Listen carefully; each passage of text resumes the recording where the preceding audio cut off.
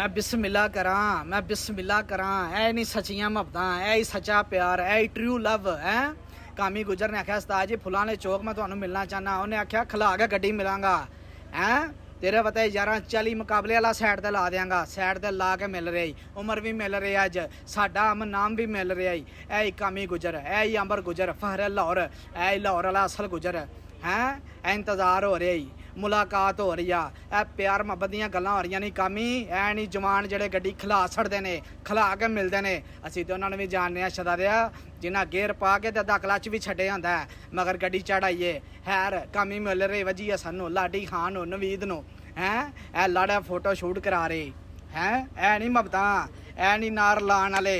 और तू इन्हें 10 मिनटां बाद निकल के फड़ दीए चलिया लोरों ही लांदा है फुलाने चौकों ही नाल। जेडे जैली टिक टोकर नहीं ना जेडे आंदे ने 10 मिनटां बाद निकल के फड़दी है। दस उन्होंने पुत्रा ए वीडियो पैगाम दे उन्होंने क्या हुण जा रही है तो मगर जाएगा।